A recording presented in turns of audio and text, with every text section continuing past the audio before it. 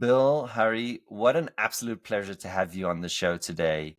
I want to start with each of you sharing um, why you started this entrepreneurial journey that you are on right now. Um, I'll start, Hari. It's a very interesting question. I don't know that I have a very simple answer. From my background and how I grew up, it organically just kind of happened. Um, this company was 15 years ago, but I had done things really my whole life, just finding ways to make a living, finding ways to help contribute to my family. And the term entrepreneur is, I believe, overused, but I was always just creative and finding ways to make a living. And the fellows that I grew up with and were mentors of mine used to say, you have to have income and you have to eat. So find a way to make a living.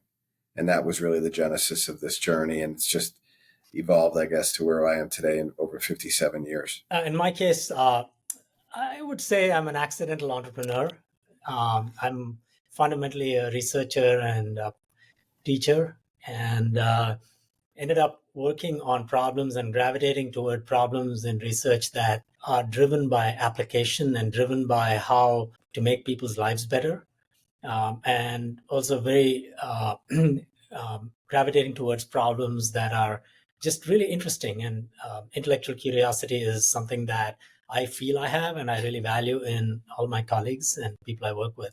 So this particular company came about because of some early research that I had led at MIT together with my colleague Sam Madden, who's our co-founder, and some of our students. And then I met Bill 15 years ago, and we hit it off. So that's really how this came about. But it wasn't a set goal for me in my life to become an entrepreneur. It's quite accidental. Tell us about your research. Tell us about the problem. Yeah, so I work in the area of network computer systems, and broadly speaking, it's had many different themes, but it's driven by this idea of creating societies that are safer and more resilient than before. And the internet, my career started with the internet, the web, the growth of the web in the mid 90s, early 90s to mid 90s. And early on, my research was in enabling wireless networking. And this was at a time when laptops were just coming around. There was no Wi-Fi, there were no smartphones, and so there was no cellular network stuff. And the early research I did had a lot of impact on those technologies. And then I studied at Berkeley, and then I came to MIT as a professor in 1998. And at that time, observed that the convergence of computing, communication, especially wireless, and sensing was starting to happen. You could create these devices in really small form factors, and today they're everywhere, right? It's smartphones and Internet of Things devices and so on. But if you think back 25 years ago, this was not the case. But I created a set of projects that could that asked the question, if you had these, what could you do with it? And also looking at it in terms of various applications and things like transportation and mobility to ask what technologies do we need to create. So that's really where it came about. And today, and certainly over the last decade, it really is centered around communication, networking, sensing, and perception. When you take devices that are capable of those things, connect them to services running on edge devices or in the cloud over a variety of networking technologies. What can you do with sensor data? And in the context of our company, what can you do in the context of changing how mobility works both now and the future? Okay, let's dive into that.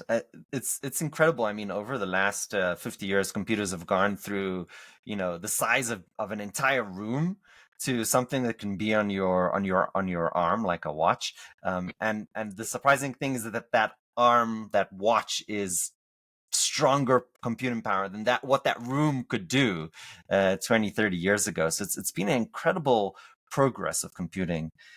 This concept of sensors that are now everywhere just opens up so many opportunities. What is the problem that you guys have focused on? Yeah, you're right. The ability to have sensors and manufacture those sensors and put them in consumer devices has just been game changing. And we focus on the problem of safety, particularly safe and sustainable mobility. Our mission is to make driving safe and sustainable all around the world. And we do that by gathering data with the user's consent from the sensors on a variety of their devices, whether it be their phones or IoT devices that they deploy, that they use, all with the intent of providing them feedback and incentives to make them better drivers and safer drivers. The technology is fascinating because these sensor data, like accelerometer data, gyroscope data, velocity, position, etc., is extremely noisy and prone to errors. So we take that data and using a variety of algorithms rooted in signal processing and machine learning, take that mobile sensor data and convert them into actionable insights that help us understand and help our customers understand how well somebody's driving or how badly they're driving, give them a score, to assess risk, to provide incentives in the form of coaching and feedback, both real time and non real time, to improve their driving, to make them better drive and lower crash rates on our roads. And third, if they were so unfortunate as to be in a crash, to use the same sensing technologies to identify, detect crashes in real time at all levels of severity, from the most severe life-threatening situations all the way to the fender benders, and determine the action, whether it be sending emergency or towing or just a call, and then using that data to insurance claims to get them back onto the road quicker. So being able to complete that entire life cycle in the context of mobility, working with insurance companies and rideshare companies such as Uber or the public sector and government agencies or car makers, to really make mobility safer. And this is really interesting because a lot of the reason why mobility has become less safe, despite vehicles becoming safer and safer and more laden with technology, is because of the smartphone or distraction. I call these weapons of mass distraction.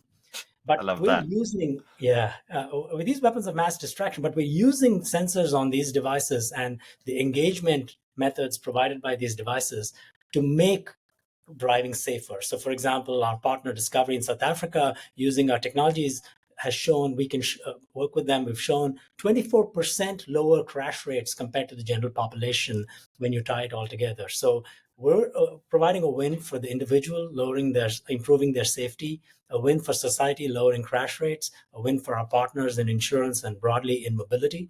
And I think it's really creating a wonderful virtuous cycle where we can benefit everyone in a winning proposition. So that number, 24% less car accidents, is an incredible number and hugely surprising, might I say.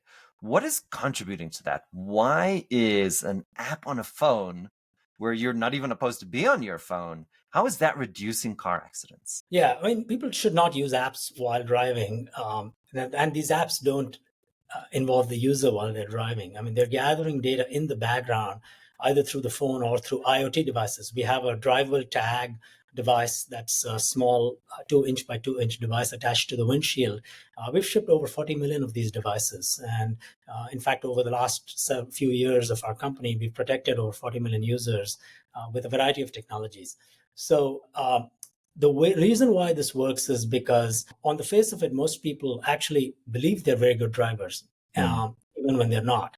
And what has happened here is by providing the right type of feedback and combining it with the right type of incentives, for example, economic incentives like insurance discounts, which many insurers, partners of ours in the US and abroad offer, or providing rewards for safe driving or other types of incentives, or providing family safety modules so the entire family can be kept safe, providing crash detection and roadside assistance services, as well as real-time coaching in many cases where people are in real time when they do something bad, or something, I shouldn't say bad, but something that might be risky, being informed of that. All of these combined together are able in the kind of in really good programs to achieve significant improvements in crash rates. It's fundamentally because safe drivers are made, not born. I think almost anyone with the right incentives and feedback can be a safe driver. That is a lot to unpack. So let's break this down slowly. If I am an inherently safer driver and I have a way to showcase that through the data that's being collected by the app, I can actually get a discount from the insurance company. Is that correct? That's exactly right. And these discounts today are quite substantial. For example, Progressive Insurance, State Farm, all these companies that are partners of ours, they have significant discounts that could be, north of 40% in some cases for the best drivers. In fact, even higher, I think. And they also provide a participation discount for just joining the program in the beginning. And then upon renewal, you get those significant discounts. And given the inflationary environment we're in, and because vehicles are laden with so much technology, now it's the point where even fender benders or relatively minor crashes involve actually quite large sums of money to repair. And so I think that as insurance premiums rise, the best way for consumers to lower their insurance premiums is to participate in telematics programs where their rate is determined fundamentally by how they drive. And these are very controllable factors. Put your phone away, be more attentive to avoid hard braking, don't excessively speed, be attentive, be calm while driving. And just being told about what you've been doing is quite revealing and can improve driving quality. My family uses this it. I love. Yeah. So this is incredible. So we talked about the people who are already great drivers, right? And they should be basically rewarded. But what you're saying now is incredibly interesting. You're saying, even if I've had, let's say, a history of bad driving, and maybe I've been dinged, now that's it. I'm carrying that burden for life. But what your technology is allowing is for people to actually create a track record, a history of showcasing that they are good drivers. And the platform is also giving feedback to create an incentive design to improve your driving. So you're really changing driver behavior. That's incredible. Tell us about how, I'm really curious, how do they experience this process, and what's the feedback that you give when they get this feedback? Because I mean, my first, reaction to somebody telling me that, oh, you did something wrong, maybe is to flip them off. So how does that work out? So if you take a step back for a second and remove yourself from the technology, and I'm very intellectually curious as well, I believe you need to start with the human condition. So your question really focuses on the human condition. One of our first investors, Vitality Health, from your home, your birthplace of Johannesburg, South Africa, Vitality Health focuses on what your health insurance, life insurance costs should be by how you live. Do you take the stairs? Do you walk to work? Do you drive? What do you eat? How often are you at the gym? And they offer rewards based on good choices and healthier living, which is really interesting. So the model now with what we're doing in the vehicle is similar. If you look at the human condition, people are motivated by two things. One could be punitive, but the other could be rewards based. So one of the reasons that we've done so well is really focusing on the rewards base, giving positive affirmation, reinforcement of good behaviors. Once people realize there's very few really bad drivers, okay? There's some, but most people think they're good and are just not great. What we do is try to communicate to people micro and possibly macro changes in behavior that make a big difference. We have one of our safety advisors lost a son to distracted driving. And he does a wonderful presentation on behaviors that we used to do that no one thought anything of until we realized they were really bad. Smoking on an airplane could be considered one. Smoking or drinking while pregnant could be considered one. Drinking and driving certainly could be considered one.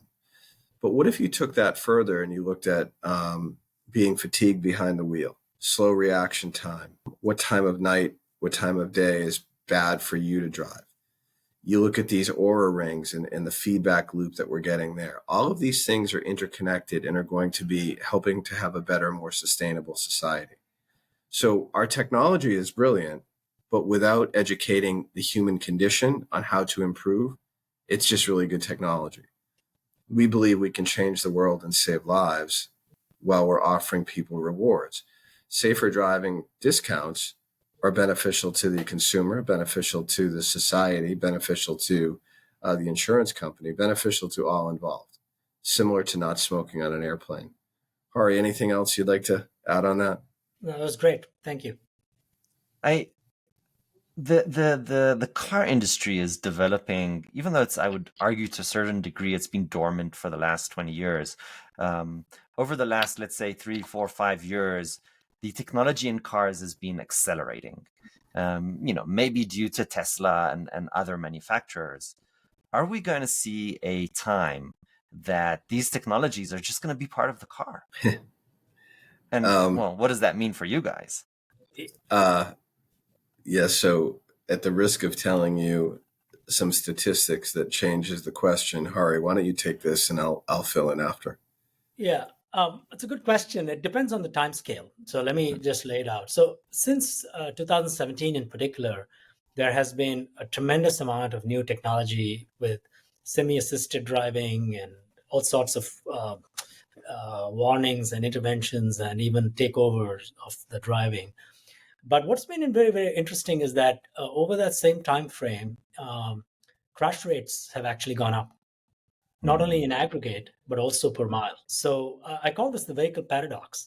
We put in more and more and more technology, and I think a lot of it is very good, but it's become the data has not kept up in terms of the reduction in crashes. And there's a few different reasons for it. One of the reasons is, in fact, that these are not complete replacements for humans.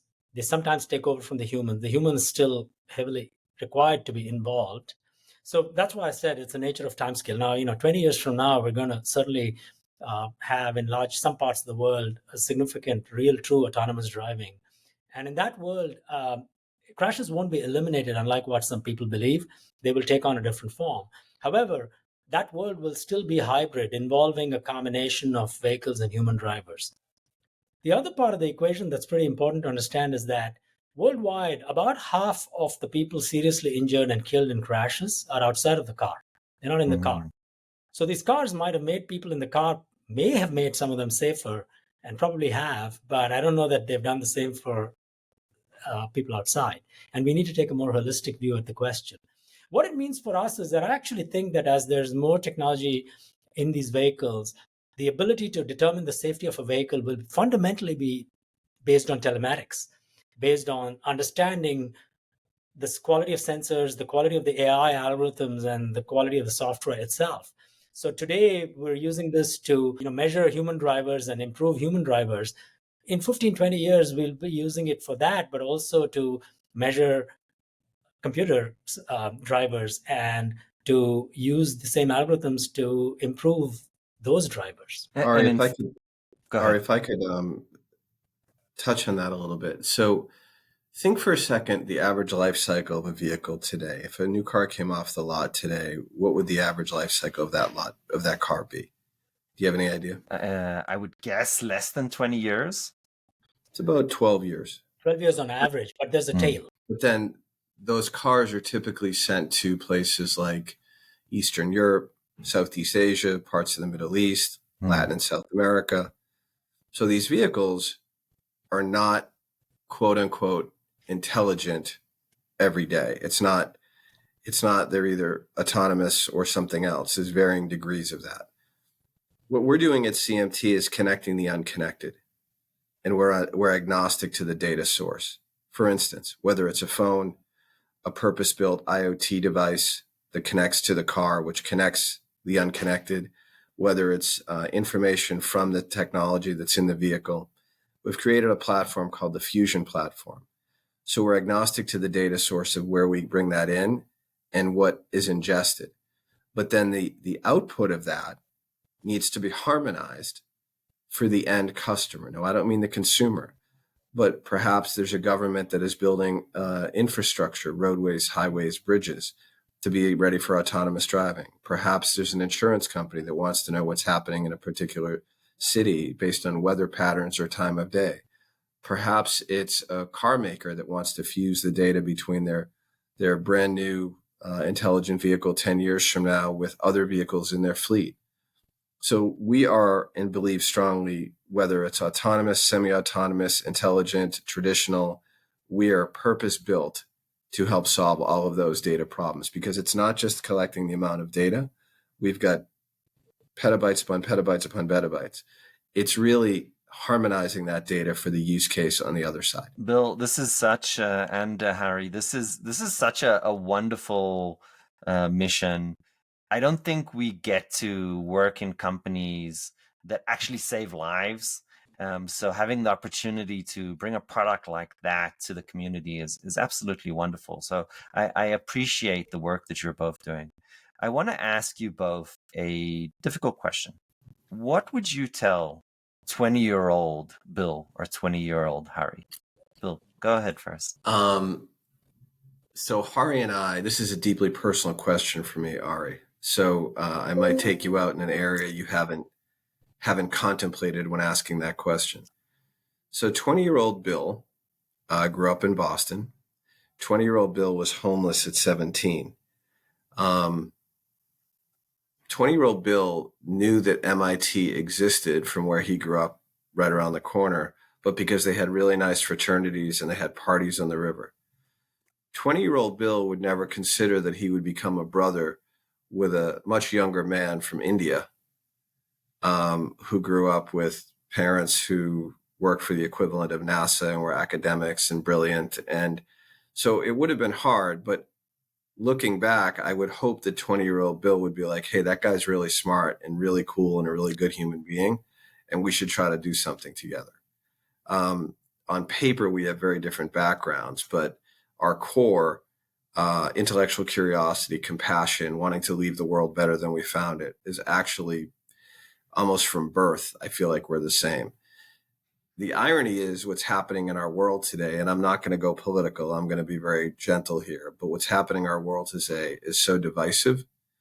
And we both believe that doing good matters, and you can do a really good job and still have a highly profitable business. I'll pause there. I love that. I'll share before inviting Hari to share his story. Managing the Siemens consulting business, I got to travel all over the world. And I met a gentleman basically living in the middle of the Amazonas forest. It's a place called Manaus in Brazil.